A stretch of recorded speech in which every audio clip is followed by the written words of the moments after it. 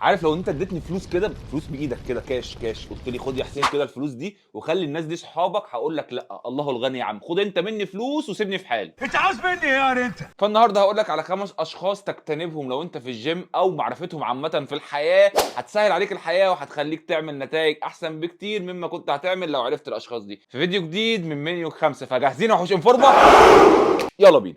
السلام عليكم ورحمه الله وبركاته، معاكم حسين سيد وحلقه جديده من انفورما ومنيو الخمسه. على الوعد يا رجاله زي ما قلنا، وكل سبت هننزل بفيديو جديد، عشان الناس اللي فاكره ان الموضوع ايه كان كلام وبس، لا احنا بننفذ يا معلم. لا يا بلسان طويل، لا يا بلسان طويل. كمان جات لي فكره ومش عارف هتبقى حلوه ولا وحشه، اكتبوا لي برده في الكومنتات انتوا رايكم ايه فيها. عايز اثبت كل يوم تلات نطلع لايف ستريم على اليوتيوب نتناقش مع بعض في مواضيع مهمه. اكتب لي لو لقيت في اقبال على الموضوع ده، ممكن نثبت كل يوم تلات، نبتدي من التلات الجاي ونطلع مع بعض ندردش مع بعضينا. طبعا انا مش هوصيك انك تعمل لايك على الفيديو وتعمل كومنت بالمحتوى ده عاجبك ولا لا، وتقول لي المحتوى اللي جاي عايزه يكون عن ايه. كمان بالمناسبه السعيده دي ان احنا تمينا 4 سنين مع بعض، 4 سنين انفورما، انا عامل خصم على التدريب الاونلاين 40%. يا حلاوتك، انا كنت بدور على واحد زيك من زمان. على اي باقه تختارها 3 شهور او اكتر. كل اللي عليك تعمله ايه، ان انت تخش على اللينك اللي تحت في الديسكربشن او في اول كومنت، تدوس عليه تختار الباقه المناسبه ليك، واحنا هنتواصل معاك نشرح لك كل التفاصيل، بس حاول تلحق العرض ده عشان قرب يخلص. والنهارده انا جاي اكلمك في منيو الخمسه عن 5 اشخاص يا ريت تجتنبهم لو انت في الجيم، عشان تعرف تعمل نتائج احسن بكتير مما كنت هتعملها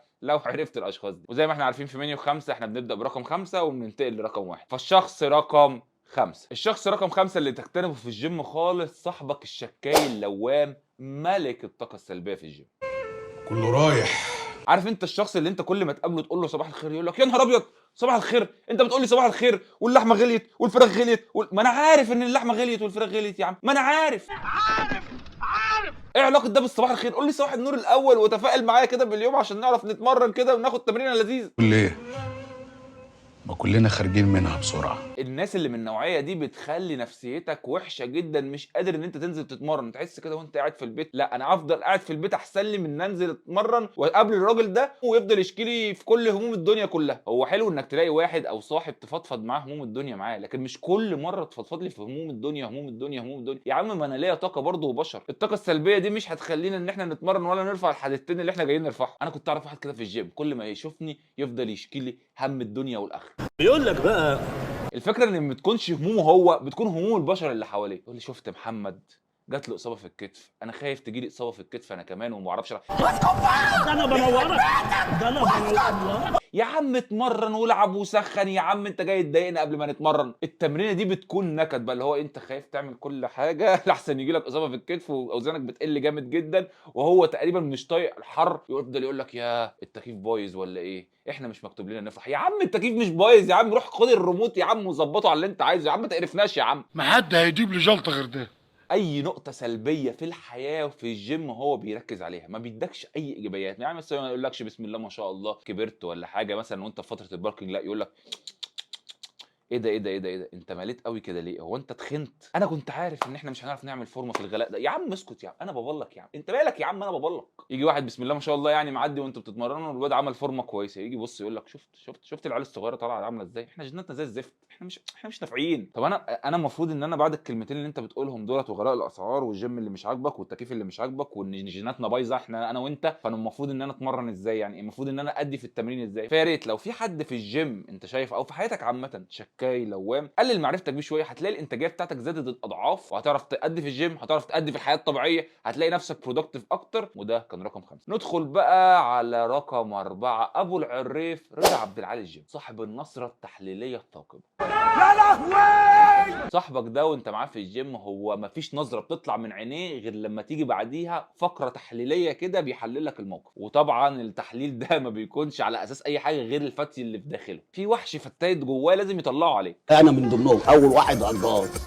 هيشوفك بتلعب شكل وهو اصلا ولا دارس اناتومي ولا دارس اي حاجه، يقول لك انت بتلعب غلط يا كوتش على فكره، خفف والعب صح. هتقول له طب التكنيك الصح ايه؟ هيوريك تكنيك كده رزعه من خياله، هتقول له ده معتمد على العلم، يقول لك يا عم انا شفت وقريت ودرست. انت كداب ابو صلاح. هو زي ما قال قبل كده رضا عبد العال هجاص. تيجي مثلا تاخد لك بري ورك اوت، ولا تيجي تاخد لك مثلا موزه مثلا، ولا تيجي تاخد لك اي اكله، يقول لك لا لا لا لا الاكله دي غلط، انت ما تعرفش اضرارها، هيحصل لك 1 2 3 4. عشان كده انت ما بتعملش فورمه. ويا ريت مثلا ان الواد فورمه، لا هو بيكلمك من نظره فوقيه شويه، اللي هو ايه، انا مش فورمه يا عم، بس انا اللي مكسل ان انا اعمل الفورمه دي. عضلاتك مقويه قلبك. مش بس هيعدل لك التمارين بتاعتك، لا ده هيخترع لك تمارين، هيقول لك بص التمرين ده هنعمله عشان يجيب لنا الانترا ستراكشر بتاع القفص الصدري، في عضله كده في جوه القفص الصدري لازم نحركها عشان تبقى شكلها حلو، احنا هنعملها بقى. ويفتي لك بقى ويفضل يفتي لك يفتي لك يفتي لك، وده صحبته وحشه جدا وهتتعبك. غير كده هو عنده نظره في كل واحد ماشي في الجيم، سواء واحد كان رفيع او واحد عامل فورمه، حتى لو كان اول مره يشوف، هتلاقي نفس الواد اللي معدي في اول مثال كده معدي، فهيقول لك هو الواد ده اسمه ايه، فانت هتقول له مثلا اسمه كذا، الواد ده بيضرب هرمون وستيرويدز، الواد ده مش طبيعي. فهتقول له مثلا انت عارفه، عارف هو بيتمرن من امتى، عارف اي حاجه، انت لسه اصلا انت اللي قايل له اسمه. هيقول لك اه الواد ده انا لقطته، الواد ده بياخد حقن في الحمام تحت، انا شفته قبل كده. كفايه بقى، قرفنا. مع انه هو لسه بيقول لك الواد ده جديد معانا في الجيم ولا ايه واسمه ايه اصلا، بس هو متاكد من تدويره الكتف ومن رسمه الكوتش النايكي اللي لابسه هو بياخد استرويدز. اصل علامه الصح اللي طالعه لفوق دي قوي دي مش طبيعيه، مش طبيعي ان علامه الصح تبقى كده. انا قلت كده برضو، قلت كده بالظبط. فريد عبد العال او فيلسوف الجيم ده حاول تجتنبه عشان تعرف تتمرن وتعرف تعمل تطور، لانه هيقرفك وهيفضل يفهزلك عليك ويفضل يشوف نفسه عليك، وانت مش ناقص. ركز في تمرينك يا معلم، جيبها له بالشكل، قول له اكيد انت صح واديله التمام وسيبه ويمشي. ندخل بقى على رقم 3. رقم 3 عنتيل الجيم، روني كولمان من المحيط الاطلنطي والبحر الابيض المتوسط، اسطوره الجيم في شيل الاوزان وعدم ترجيع الاوزان مكانها. انت لو صاحبت واحد من الناس دي اللي هي بقول لك روني كولمان، هو ما بيعملش اي حاجه غير في دماغه ان هو عايز يعنتل الوزن وخلاص. انا هدخل النهارده ب50 تدخل معايا، فانت تقول له مثلا ان انت مش قادر تشيل غير 30 عشان تعرف تجيب بيها فول رينج اوف موشن، فتقول له انا مش قادر غير 30. ايه ده انت خرع ولا ايه؟ ويفضل يتريق عليك ويضحك. يا ابني ده انا بشيل ال50 كده، ده النهارده هكسرها واشيل ال60، هو اصلا ما فيش دمبل 60 في الجيم بتاعه. يعني ماشي يا عم العنتيل، حلو قوي انت شايل 50 بسم الله ما شاء الله، وريني بقى الاداء بتاعك والفول رينج اوف موشن بتاعك. تلاقيه بيجيب فول رينج اوف موشن قد كده، بيلعب بنش بريس بيعمل فتله تقريبا، مش بيلعب بنش بريس. بس انت تيجي تكلمه يقول لك يا عم هو ده الاداء الصح، في ايه يا عم انا شايل وزن انت عمرك ما شيلته. طب ما انت طبيعي تشيل، هتيجي تلعب بايسب كيرل وتفضل تتمرجح لي، ولا تيجي تلعب رفرفه جانبي تجي لي من هنا لهنا اصلا مفيش مقاومه، فانت بتعمل ايه يا معلم؟ انت كده ولا العضله مستفاده، انت بس كده مش هينوبك غير الاصابات. وده على فكره انك تمشي معاه في الجيم كتير خطر عليك انت، لان في وقت كده غصب عنك هتلاقي الباور طلع في دماغك، اشمعنى هو شايل وانا مش شايل، وتخش معاه بنفس الوزن وتتصاب. نبت. فانت لو مشيت معاه كتير مش هتلاقي نفسك بتتطور، لانك مش جايب الاداء الحركي السليم للتمرين اللي هم بيلعبوها دي. انت بتلعب تمرينه تانية بتحرك عضلات تانية غير اللي مقصوده خالص. اسمع مني، سيبك منه واخلع وقول له انت جامد انت قوي، سيبني انا يا عم في اوزاني وشوف التطور بتاعك والتطور بتاعه وادعي لي بعد كده. ندخل بقى على رقم 2. رقم 2 يا معلم هو ابو وشين، عارف انت الراجل بتاع باتمان اللي اتحرق وشه في النص ده، هو ده رقم 2. صاحبنا ابو وشين ده عنده مشكله كبيره جدا، ان هو بيقول قدامك كلام وبتلاقي في ظهرك كلام تاني خالص. هتلاقيه قدامك بيفضل يشكر فيك ويقول قد ايه انت جميل، قد ايه ان انت ملتزم ومسالم وجميل والناس كلها حباك وحياتي بقت اجمل بكتير، انا حسيت معاك بالتغيير. يجي في ظهرك يفضل يسب فيك ويشتم فيك ويلعن فيك ويقول ان الواد ده سمج وان كل حاجه وحشه فيك انت.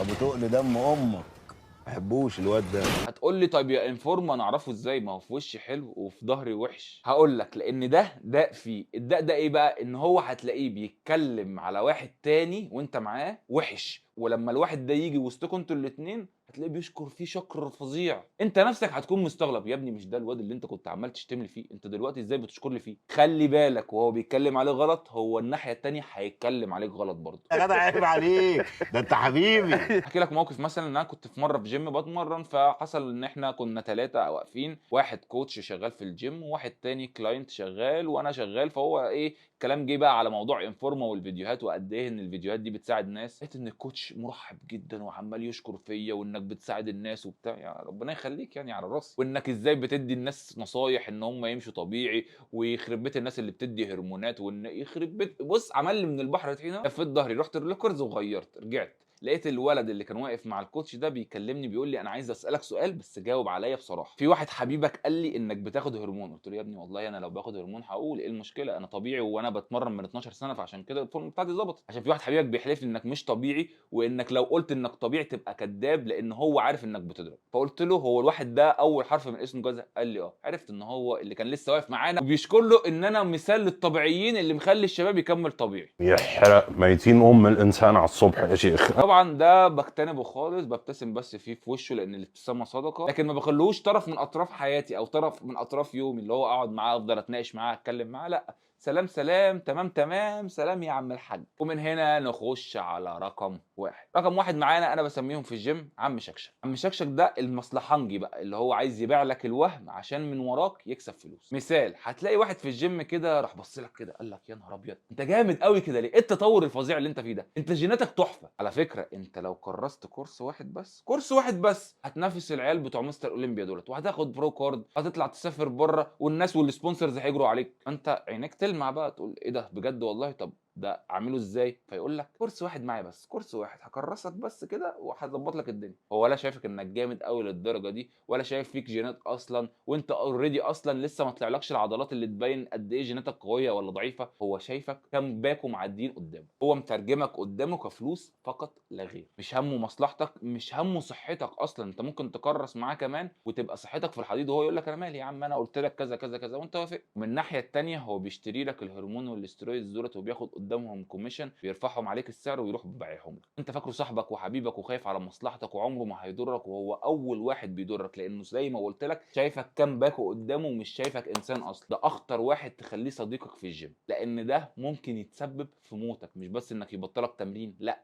لا قدر الله ممكن تموت بسبب حاجه من اللي هو بيديها. حجه انك تعمل نتيجه سريعه عشان تبقى بطل الابطال المغوار والبنات كلها تجري وراك والسبونسرز والرعاه كلهم يجروا وراك. لكن مع الوقت اكتشفنا ان الموضوع ده مش هو الصح. ممكن تجيب رعاه وانت طبيعي وتعمل جسم طبيعي. الموضوع كله محتاج صبر والتزام لمده طويله. بس كده يا صديقي، ودولت كانوا الخمس اشخاص اللي تبعد عنهم في الجيم او في حياتك عامه. دي كانت حلقه النهارده. اكتب لي تحت في الكومنتات عايز حلقه منيو الخمسه الجايه تكون عن ايه. ولو عايز تبدا رحله الفورمه فورمه عن فورمه في 40% خصم دلوقتي تقدر تلحقهم. الحق قبل ما العرض يخلص، كلها كام يوم ويخلص. كل اللي عليك تعمله انك تدوس على اللينك اللي تحت اللي موجود في الديسكربشن او في اول كومنت، تشوف الباقات، تسجل في الباقه المناسبه ليك. هنتواصل معاك خلال 24 ساعه عشان نبدا. كمان لو دوست على اللينك هتلاقي قصص ابطال كتيره بداوا مع انفورما ووصلوا حلمهم. انت القصه الجايه اللي مستنيينها، يلا عشان مستنيك. كمان انا شغلت خاصيه السوبر ثانكس، ممكن تلاقيها من تحت. لو انت عايز تدعم ادعم، مش عايز تدعم دي براحتك. لا يكلف الله نفسا الا وسعها. اللي قادر يدعم يدعم، واللي مش قادر يدعم ما يدعمش. كل اللي عليك تعمله بس تعمل لايك وكومنت، وكده انت بالنسبه لي 100 100. استنوني في لايف الاسبوع ده ان شاء الله. اعمل سبسكرايب عشان يجي لك نوتيفيكيشن اول ما نبدا اللايف ان شاء الله. وفي الاخر احب اقول لكم خلي بالكم من نفسكم، خلي بالكم من اللي حواليكم. سلام.